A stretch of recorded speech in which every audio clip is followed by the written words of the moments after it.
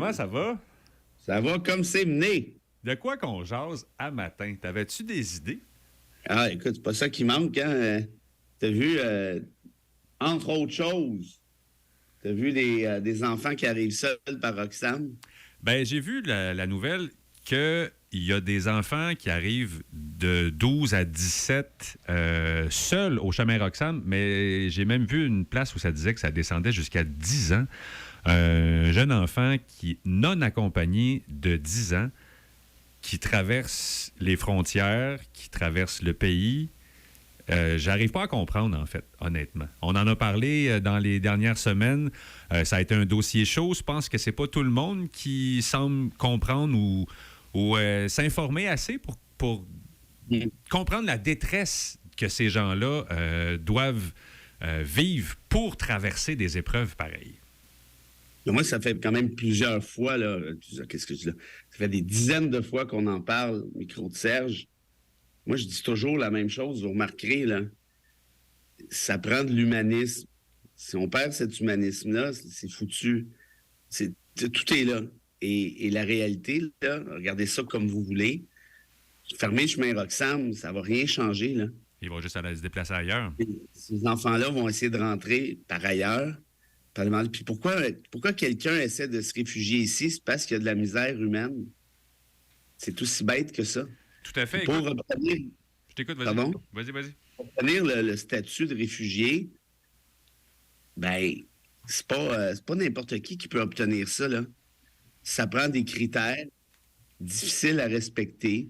Ça prend la preuve que tu fuis la persécution, que tu fuis la famine, que tu fuis la guerre, et ainsi de suite. Si tu n'es pas capable de faire cette preuve-là, tu peux pas rester. Donc, en d'autres termes, que ces jeunes-là arrivent tout seuls par Roxham, moi, j'espère que ceux qui ont le cœur fermé vont se l'ouvrir un peu, puis réaliser ce qu'on essaie de dire depuis un bout de temps, c'est que c'est un problème de misère humaine. Là, il y en a qui vont dire, oui, mais c'est pas à nous d'accueillir la misère humaine du monde. Ben, c'est pas juste à nous, mais c'est en partie à nous, par contre. Parce qu'autrement, avec une réflexion comme celle-là, c'est-à-dire de refermer les portes, de refermer Roxham. Moi, je me rappelle qu'on riait de Trump avec son mur. Je me rappelle qu'on riait des Hongrois quand ils ont fermé leur frontière à la Syrie, le petit Elan qui est mort sur la plage. Évidemment, on n'est pas dans ce niveau de violence, mais la racine est quand même un peu la même. C'est genre, c'est pas notre problème, arrangez-vous. Ben moi, j'aime mieux proposer une autre approche, qui est celle de on est pas mal tous humains, puis on est humain avant d'être le reste, puis venez-vous-en. On étudie quand même pour une jasette avec les États-Unis parce qu'on apprend ce matin qu'il y a New York qui dirige des migrants en étobus. On riait de Jean-François Lisée, riait. En tout cas, on avait comme sursauté là, la fameuse idée de Jean-François Lisée de les domper à Ottawa. Mais là, on dit qu'on fait la même chose. On les envoie vers Plattsburgh. Il y en a qu'on leur donne des billets gratuits pour être sûr qu'ils embarquent, pour être sûr qu'ils font la ride, qu'ils font le chemin, qu'ils les amènent vers le nord. Donc, on s'en débarrasse. Chaleur humaine, bonté humaine, on repassera à ce niveau-là, non? C'est justement ça que je suis en train de te dire. Oui. C'est précisément ce que je suis en train de dire. Le Royaume-Uni a renvoyé des migrants au Rwanda. Pas des gens du Rwanda qui étaient rendus au Royaume-Uni, là. Des migrants qui sont débarqués de X, Y, Z, qui ont les envoyés au Rwanda. DeSantis qui a fait exactement ce que proposait l'Élysée. Il les a mis en autobus sur le fly vers New York. En d'autres termes, ce qu'on est en train de faire là, au niveau de l'Occident, c'est de traiter des humains qui se réfugient comme du bétail. C'est ça qu'on fait. Et je suis désolé, mais il y a une tendance au Québec qui appuie ce mouvement-là. Celle de pas chez nous, c'est pas nos affaires, c'est pas notre problème, c'est cramé, on va s'occuper de nos pauvres en premier, comme si ces gens-là s'occupaient réellement de nos pauvres, en tout cas. Ben voilà. Fait que là, tu veux de ça, fait que là, c'est de savoir qui va aller le plus fort avec la surenchère. Puis plus ça va dans cette spirale-là, plus on devient égoïste, plus on devient sans cœur, plus on devient méchant à quelque part. Et ça, cette spirale-là a déjà existé ailleurs dans l'histoire de l'humanité, puis ça n'a pas bien fini du tout. À vrai dire, à chaque fois que ça a commencé, cette spirale-là, ça s'est mal terminé. Moi, j'ose croire encore qu'au Québec, on est meilleur que ça. Puis qu'on va être capable d'en faire un petit peu plus, quitte à ce que tous les petits fachos là, se balancent des migrants comme si c'était justement des douzaines d'eux, là. Nous autres, on va en faire un petit peu plus, j'ose croire. Puis pour ceux qui disent « Ouais, mais là, on en a trop des réfugiés », vous n'avez jamais vu. Vous ne savez même pas c'est quoi. Vous n'avez aucune idée. Il y a rien, ça n'a rien changé dans votre vie. Puis arrêtons de penser que ces réfugiés-là débarquent ici, puis là, ils se mettent sur le BS pendant 10 ans, puis ils vivent à nos crochets. C'est pas vrai. Ces réfugiés-là, là, ce qu'ils font, là, c'est qu'ils nous torchent le derrière dans le CHSLD pendant des pandémies. Après la pandémie, le go leur botte le derrière, justement, à retourner chez vous. Ces gens-là travaillent dans des cuisines à des 45 degrés Celsius. Ces gens-là ramassent les fraises d'été. Ces gens-là font tous les jobs de CUL que personne ne veut faire. C'est ça la vérité. Alors, au moins, peut-on minimalement respecter nos obligations de droit international pour lesquelles on a souscrit volontairement, pour lesquelles on est obligé, et faire preuve d'un peu d'humanisme, puis arrêter de les traiter comme si c'était des cailloux. On n'est pas au même niveau, c'est pas des réfugiés. On a des infirmières qui débarquent dans les Hautes-Laurentides, André, hein, au cours des exactement. Des D'ailleurs, on semaines va à en venir. parler un peu ce midi avec Mathieu Ladouceur qui sera avec nous dans Info Carré. On a même un collègue qui va en acquérir une chez lui. Il a fait une petite chambre qui va servir là, pour Wow. son... C'est moi qui est Mathieu Ladouceur, au fait? Je sais pas. Mathieu a travaillé ici, tu l'as connu? Oui, Mathieu, Okay. il travaille au niveau de zone emploi. Ah, Mathieu, OK. Oui, les cheveux longs, lunettes. Là, La limole. Oui. La limole. Oui. Non, je sais très bien, mais OK, ben, parce que quoi, il est en charge Oui, de la... c'est ça. Oui, c'est ça. Ah oui, je sais très bien. L'intégration de ces filles-là, de ces infirmières. Ben, moi, ça me surprend pas de lui, parce que c'est un sacré bon gars. Bon, Avec le cœur sur la main, voilà. il s'en prend plus des Ladouceur, justement. Puis, je vais vous poser une question. Non, c'est pas une question, c'est un défi. OK. À nous autres? Aux gens? À tout le monde. À tout le monde? À tout le monde qui nous écoute. OK. À tout le monde qui nous écoute. Tous ceux et celles qui seront en contact avec ces réfugiés qui débarquent, encadrés, disons, par Ladouceur, là, tous ceux et celles qui seront en contact avec n'importe laquelle de ces réfugiés-là, si vous avez un truc négatif à dire, là, vous l'enverrez par écrit, puis j'en parle promis juré. Oh! Et je suis prêt à gager ma garde-robe, c'est-à-dire pas grand-chose. Quoi que ton chandail chandail des ouais, Whalers. il est quand même beau, Mon ton chandail chandail, des je suis prêt à gager mon chandail des Whalers que j'affectionne tant. Aïe. Oui, je mets mon chandail des Whalers au bat à l'effet que tout ce qui va ressortir de ça va être positif à 1000 %. Va être positif pour eux et pour elles, évidemment, mais va être peut-être même surtout positif pour tous ceux et celles, par exemple, qui vont se faire soigner par elles, C'est clair. par celles qui vont jaser avec elles, celles qui vont comprendre, ah oui, tu viens de tel pays, tel truc, il se passe telle chose, ah oui, puis vous mangez ci, puis vous mangez ça, puis vous écoutez quoi comme musique, puis vous, c'est quoi? Vous allez tous et chacune, sortir enrichis de cette expérience-là. Je mets mon chandail des Whalers au bat, puis tout ce que vous voulez. Tu sais que pour un chandail et Whalers, moi, je serais prêt à certaines bassesses. Hein. T'auras pas le choix, mais je pense qu'il a raison. Oui, mais- ça va mais- être dur de trouver Je du pourrais me faire négatif. passer pour Roger Ladouceur et dire j'y ai parlé, ben, moi, même pas répondu en français. Mais malheureusement, je vais devoir filtrer les petits bullshitters. J'y ai parlé, ben, moi, même pas répondu en français.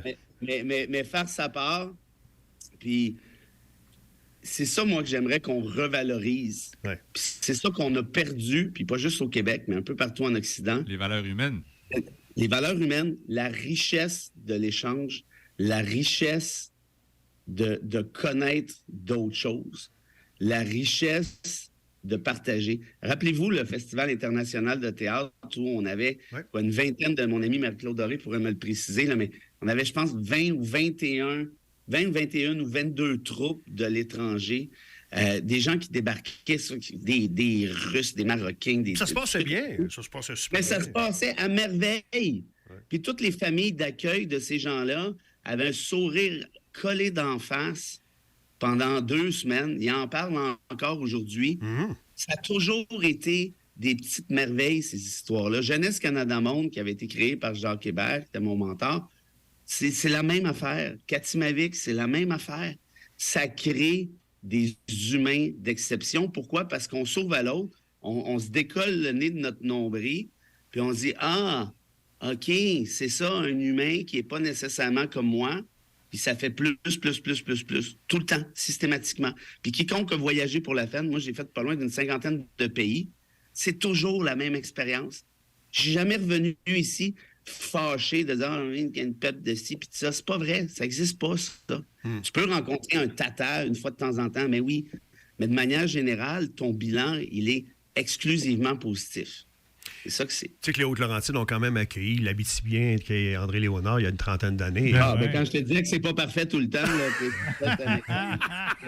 Ça me fait réfléchir, Fred, qu'on devrait même être fier, ultimement, d'être un pays d'accueil. Tu sais, parler de la fierté d'accueillir, la fierté d'être ouvert, d'avoir de la compassion, de l'empathie pour l'autre. C'est un sentiment de fierté qui devrait nous habiter, en fait.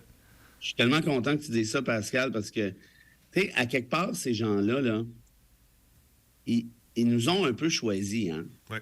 Il y a deux manières de le voir. Soit que, ils viennent ici pour profiter de nous autres, ou ils viennent ici parce que de tous les pays du monde dans lesquels ils pouvaient aller, ils ont décidé de venir ici.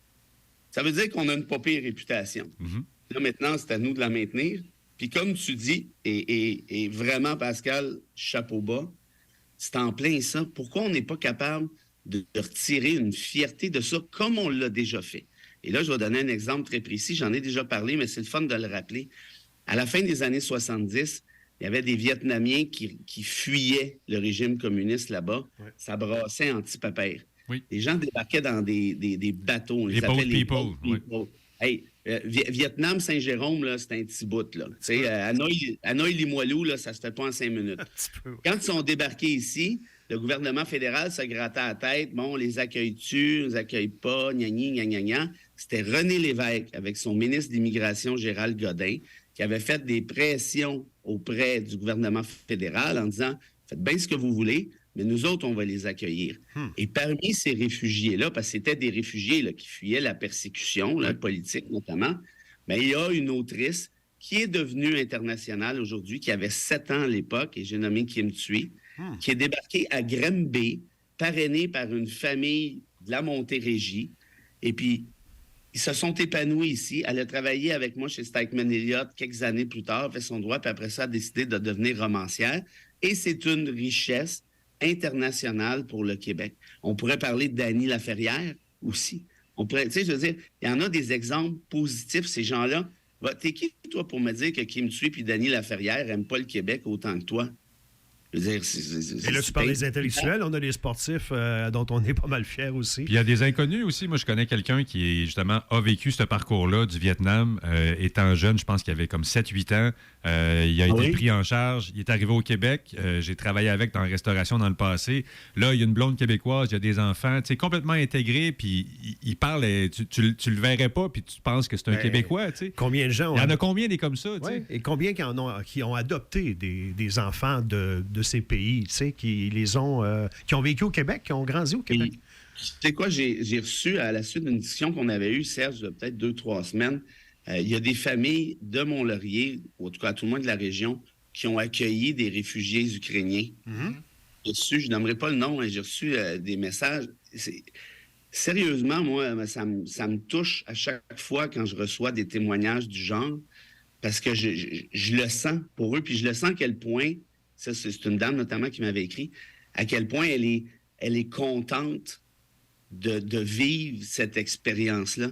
Tu sais, c'est un peu la même affaire, comment je vous dirais ça? Tu sais, mettons, là, quand t'es petit à Noël, t'as hâte d'avoir tes cadeaux, là, mais après un bout de temps, quand tu vieillis, t'es bien plus content de donner que de recevoir. Ouais. Ça fait du bien de donner. Tu sais, c'est con, là, mais ça fait du bien.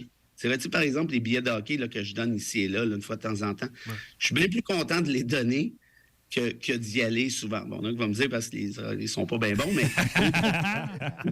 au-delà de ça, non, mais ça fait du bien de savoir qu'il y a un petit cul qui en arrache dans la vie, qui va être bien plus content que moi d'y aller ce soir-là. Ça fait vraiment du bien. En vieillissant, je pense l'approche avec les réfugiés, c'est la même chose. C'est des gens qui en arrachent. Imaginez-vous, là, vous partez demain matin de Mont-Laurier, là, avec votre blonde, avec votre chum, avec les 2 petits. Ils ont le droit d'apporter un toutou chaque parce que vous avez une mini-valise. Puis là, vous levez le fly, savez pas trop précisément par où vous en allez. Vous allez prendre des étobus, vous allez prendre peut-être des taxis avec... Vous n'avez pas des tonnes d'argent dans vos poches, là. Parce que si vous aviez des tonnes d'argent, ça serait différent. Puis vous fuyez, mon avis, pourquoi? Parce qu'il y a eu, par exemple, je ne sais pas moi, des inondations épouvantables, il y a eu des sécheresses, il y a de la persécution et tout. Puis là, vous cherchez une terre d'asile. T'imagines-tu? Tu te cherches une terre d'asile pour t'asseoir avec ta famille. Puis moi, j'ai une amie psychiatre qui me racontait, elle suivait les réfugiés qui débarquaient ici, puis sont tellement en mode survie. Hein, là, ils passent à travers tout le processus. Quand on dit que c'est illégal, c'est même pas vrai. Ils passent à travers un processus qui est formel, qui est celui de remplir tel formulaire, telle demande. Ça passe devant un juge. Ça peut pas être plus légal que ça. Ouais. Et une fois qu'ils sont acceptés, là, elle dit, bon, ben vous êtes contents, c'est réglé, vous êtes installés, vous êtes trouvé une petite job dans un resto, les enfants vont pouvoir aller à l'école et tout. Souvent, les parents lui font part du fait qu'ils ont des idées suicidaires. Il y en a qui se suicident. Parce que la pression était tellement forte, ils voulaient tellement sauver leur famille de la persécution, par exemple, qu'une fois que là, c'est réglé, la pression tombe, puis ils tombent dans une dépression épouvantable, pouvant mener jusqu'au suicide. Puis c'est pas difficile à imaginer, là. Faites le chemin inverse. Il y en a qui disent, oui, mais là, il n'y a pas d'inondation à Mont-Laurier, il n'y a pas de persécution. Je comprends, mais justement, il faut l'imaginer. Parce que c'est ça qu'ils font, ces gens-là. Quand ils débarquent ici du Moyen-Orient, là, hey, c'est loin longtemps, là. Il faut vraiment que tu veuilles te sauver les fesses. Donc, en tout ça, si on est capable de rétablir ce paradigme-là, en sortant le positif, parce que moi, je vous dirais qu'il y a bien plus d'histoires positives en rapport aux réfugiés, les Kintsugi, la Fernière et tout ça, que d'histoires négatives. Il y en a qui sont venus, là, vraiment, pendant la pandémie, qui sont venus nous torcher dans les CHSLD. Que Legault appelait nos anges gardiens, là, mais il n'a même pas été capable de leur accorder après ça le fast-track pour obtenir la résidence permanente. Il y en a qui ont été expulsés.